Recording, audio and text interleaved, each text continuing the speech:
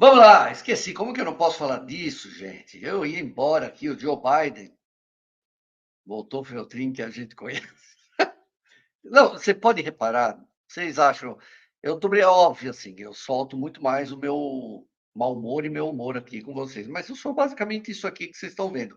Quando eu estou entrevistando alguém, quando eu recebo uma visita, que nem a Joana vir aqui, para mim é como receber uma pessoa em casa. Então eu sou super educado. Se eu saio com alguém, com uma pessoa, com pessoas, eu sou muito educado, né? Eu sou basicamente o dia inteiro uma fofura de pessoa, uma criatura bondosa. O problema é a interação com outros bípedes. Isso vai pegando, sabe?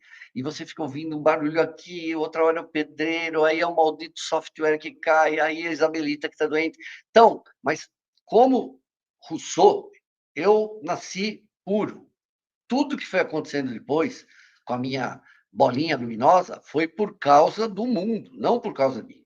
Eu, em resumo, eu nasci puro. Vocês atrapalham depois. Vamos aqui. Peraí. Eu não sei se eu vou passar aqui ou vou passar aqui. Vai que eles me dão strike. Bom, vão aí, vão falando aí enquanto eu estou me arrumando aqui. Vão tagarelando aí. Ah, se hoje eu vou falar da Einha! Não, mas tem notícias chegando aí. Cadê? Cala,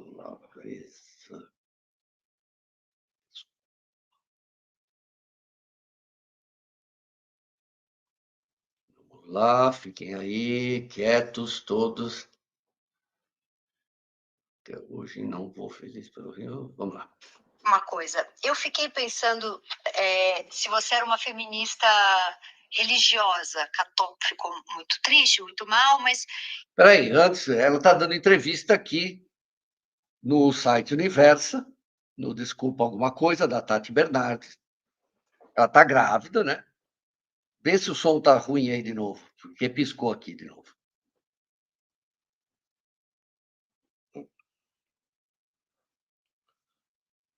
Que você foi salva ali pela beleza da vida, que você voltou a ver beleza na vida, tá? Eu achei e você fala de Deus nessa entrevista, mas também tem aquele momento em que você se levanta como uma porta-voz, a gente não precisa nomes, nada, mas eu acho que tá bem bonita, mas teve aquele momento muito forte também que você se levanta como uma voz importante para a mulher acusar quando sofre um assédio, etc. E ali você fica como uma porta-voz do feminismo, né? Você acha que você tem essas duas coisas, assim? Porque geralmente as feministas mais, que assim, que eu sigo, tal, tem essa coisa, nunca fala de religião, né? Nunca fala. Primeira coisa, chegar os pedreiros. Primeira coisa. Segunda coisa, a Calabresa nunca interpretou no teatro, em qualquer outro lugar, o papel de uma feminista. Se vocês procurarem na história da vida dela, em todas as redes sociais, até antes de 2020, até antes de dezembro de 2020, vocês não vão ver uma única postagem dela em favor de nenhuma causa feminista, tá bom? Mas agora a entrevistadora está perguntando se ela se sente agora uma porta-voz do feminismo, porque como pessoa assediada, vítima, veja que nem teve o julgamento, mas ele já está sendo considerado assim, se ela se sente uma porta-voz do feminismo.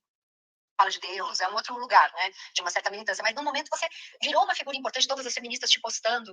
E aí eu fiquei pensando nesses dois lugares, assim. É tão doido isso, porque eu não quero ocupar esse lugar. Até hoje, é quase meio injusto eu não querer ocupar, porque eu enfrentei muitas coisas, eu tive poucos aliados maravilhosos que me ajudaram. Eu não fui sozinha, sabe? Uhum. E aí, ao mesmo tempo, sobra no lugar de você quer assumir isso, sabe? Eu quero te contar, eu quero saber sua opinião. Você tá na frente, você faz o que eu não quero, eu queria trabalhar em paz, sabe assim?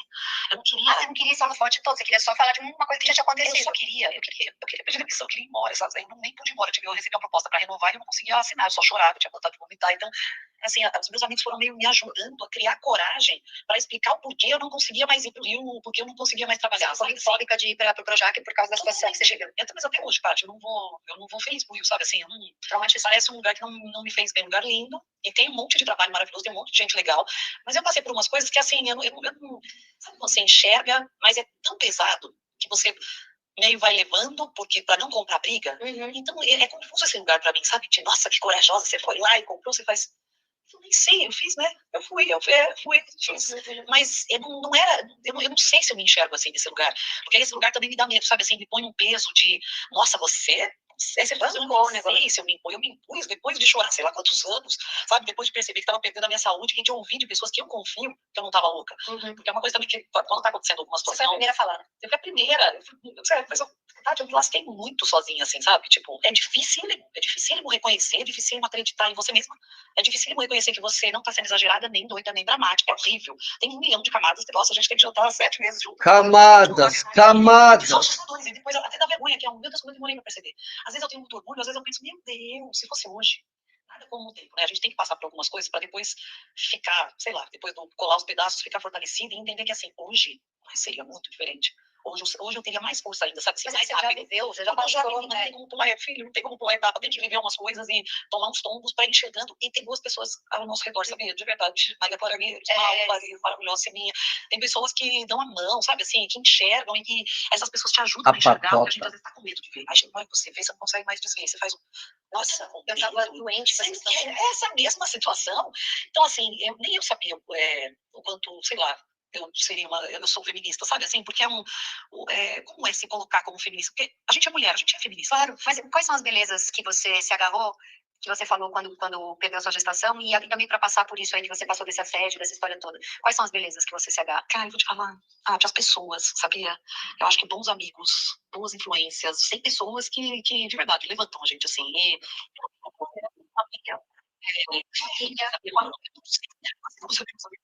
também não sei quanto eu sou religiosa, porque eu não vou muito na igreja, mas eu gosto de rezar.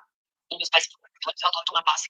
E aí eu tenho uma coisa, às vezes, de mentalizar, porque eu conto pra minha mãe, filha, mentaliza, agradece, está tudo bem, tô em paz, é verdade, né? Eu tô desesperado, o coração saindo pela boca. Ai, meu Deus, eu preciso mentalizar, será que eu tô conseguindo? Eu tô pensando, eu tô mentalizando. Eu me esforço por essas coisas, assim, e isso faz diferença, sabia? Eu acho que quando a gente também entra num looping de pensamento negativo. Sim. É a pior sensação. Que já deu errado na cabeça. Já deu errado na cabeça. Né? Essa frase também é muito uma melhor amiga minha, Maíra, sempre fala, a gente tem que vigiar os pensamentos. Porque as coisas são muito piores na nossa cabeça. Se você entrar... Clica. E volta.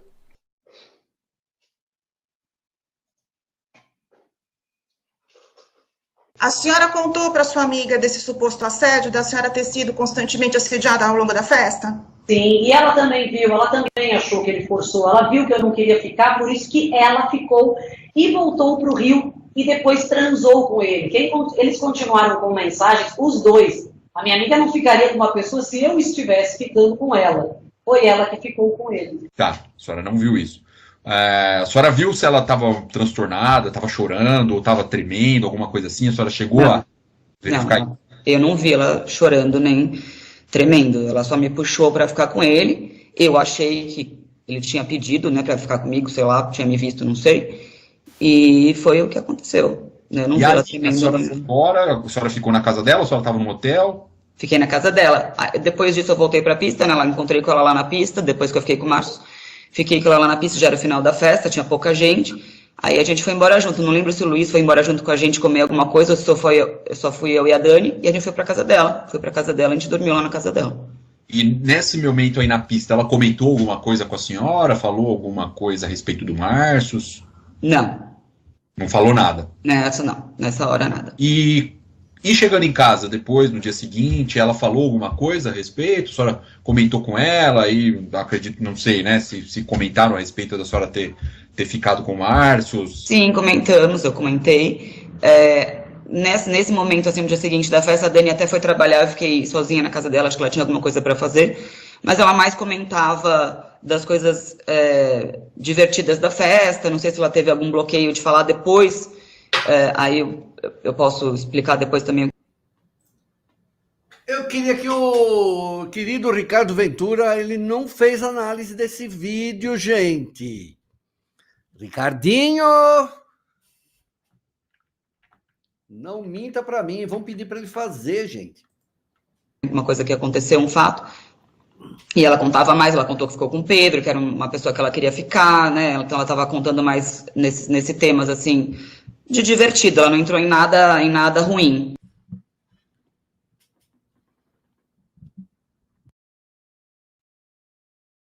Tá, e a senhora disse que mesmo assim, nesse momento, a senhora se sentiu assediada por Márcio. Sim, porque ele ficava me encoxando e segurando a minha cabeça, tentando beijar a minha boca. E o Jorge cantava a música comigo, me respeitando, só brincando e cantando. E o meu chefe segurando a minha cabeça para me beijar à força.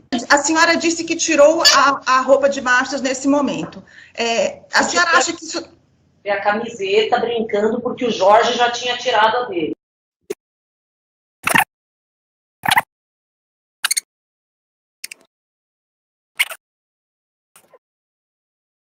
Tá. E a senhora me disse que tinha muita brincadeira, elenco de humor, mas essas brincadeiras, elas tinham muita conotação sexual? Como que era? Sim, sempre teve, e é uma coisa que eu acho importante falar. Se a outra parte da intimidade tem intimidade com quem está fazendo as brincadeiras sexuais, eu acho que instintivamente a pessoa pode até continuar, mas se é claro que a outra parte não está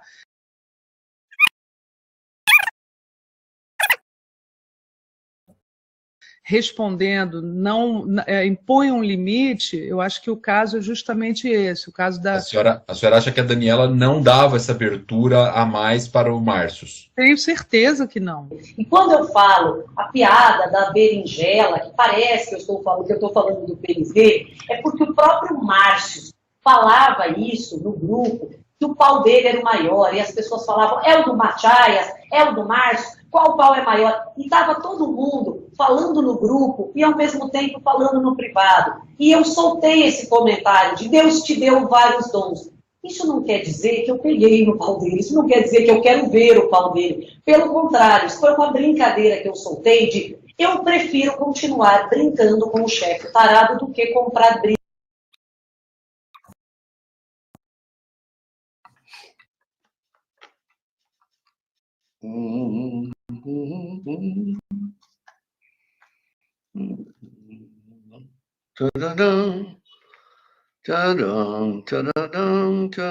Deixa eu botar. Briga com ele. Essa foi a forma que eu... Como que tá o som aí? Tá normal? Então, não, ela tirou a camisa dele porque o outro também tinha tirado. Então ela achou que é a senha. Se ele tirou, eu também vou tirar. De continuar me protegendo. E eu brinco com os meus amigos assim. E eu tenho mensagem de berinjela para vários amigos. Como amigos também mandam, brincando outras coisas. E nem por isso a gente tem nada sexual. Vou deixar isso. A senhora tem algum procedimento, algum processo criminal contra o Márcio? A gente, olha, eu realmente assim, não entendo muito de justiça, não, mas eu já fiz um depoimento, sim. Eu acho que não tem a ver com isso que a gente está fazendo agora, não é isso? Mas a senhora sabe, a senhora é vítima de um processo judicial? A senhora é vítima? A senhora acusou o Márcio de assédio sexual? Eu acho, não, eu sou testemunha. Tá, a senhora só é testemunha, a senhora não é vítima. Tá, a doutora Luciana, é isso mesmo? Não, por silêncio, eu posso consultar a advogada dela, mas a informação que eu tenho é de que ela é vítima de assédio moral. Inclusive, ela tem a medida protetiva. A senhora tem uma medida protetiva contra o Márcio? Olha uma coisa que as pessoas não pedem. Esse processo é sobre acusação de assédio sexual. Tanto não tinha como criar a narrativa e atrair pessoas para essa acusação, porque eram só as amigas. Verônica Debon, Dani Calabresa, a Karina, eu esqueci o nome dela, e só tinha essas 6 amigas que estavam lá. Então, para trazer mais pessoas para o caso, a advogada delas colocou 2 pessoas que foram atraídas para o grupo, uma delas é a senhora Débora Alain, a outra é a Suzy, a atriz, e atraiu elas para dizer que elas seriam apenas testemunhas do caso. Então, venham aqui, a gente só quer que vocês testemunhem que ele fazia isso mesmo, que vocês viram, que esse parecia o modus operandi dele. Suzy Pires, né? Por exemplo, ela falou que era só para ela ir lá e dar uma corroboração. Quando essas 2 descobrem, elas eram acusadoras também. A advogada de Dani Calabresa e outras colocou 2 mulheres que não eram vítimas de nada no Márcio Manning como vítimas, sem a ciência delas. Isso que vocês estão vendo a Débora Alain falar aqui, essa gaguejo, é justamente porque ela não fazia a menor ideia de que ela era uma das acusadoras. A Suzy Pires só descobriu que era acusadora porque eu mandei a prova para ela. Porque ela não demorou meses e meses para conseguir falar com ela. Meses, anos, talvez. E quando ela falou assim, eu não tenho nada, ele não fez nada para mim, ele teve uma conduta inapropriada uma vez, eu estou aqui como testemunha, o que eu quero fazer é dar o meu testemunho. E eu falei, não, dona Suzy, a senhora é acusadora. Não sou, é acusadora. Falei, sabe, toda vez que eu escrevo no meu texto, e que eu falo no vídeo, as 8 mulheres que acusam Márcio Smelling, a senhora já ouviu essa frase? Sim. Falei, a senhora é uma delas. Ela falou, não é possível. Ela não sabia que estava acusando o Márcio Smelling. Olha o nível que se chegou.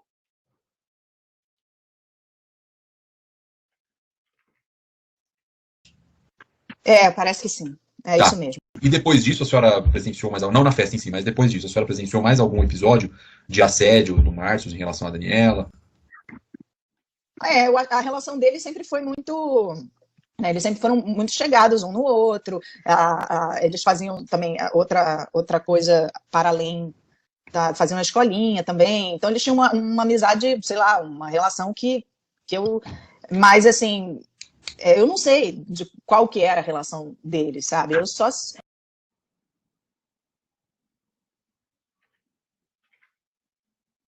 E aí, em que momento a senhora levou levou a denúncia de assédio sexual? Em que momento? A senhora já levou? Quando aí, excelência, eu recebi uma ligação da Daniela Siminelli, ela bem falou, eles estão alterando os roteiros e você não está mais no projeto.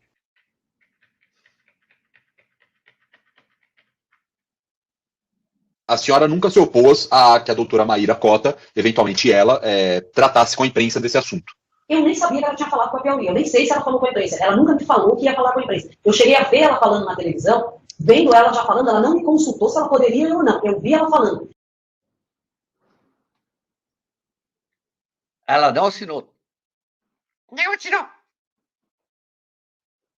Entrevistas eu nem sei qual ela deu, qual ela não deu. Eu nunca fui falando sobre esse assunto. Tá. Mas depois desse episódio, a senhora já me disse que a senhora manteve ainda trocando mensagens com ele por algum tempo. Sim, porque ele seria a pessoa que me liberaria para projetos. Ou ele levaria o meu projeto para a diretoria. E sabe o que eu pensava? Para mim, é melhor que ele goste de mim. Eu acho ele tão frio, tão maldoso, que quanto mais ele gosta de mim, para mim é até melhor, que ele não vai ser maldoso comigo. Ele vai me dar o meu projeto, ele não vai bater de frente comigo. Para mim, até deixa ele me cantar, deixa eu me chamar de gostosa. Para mim, é até uma vantagem, uma pessoa maldosa me cantar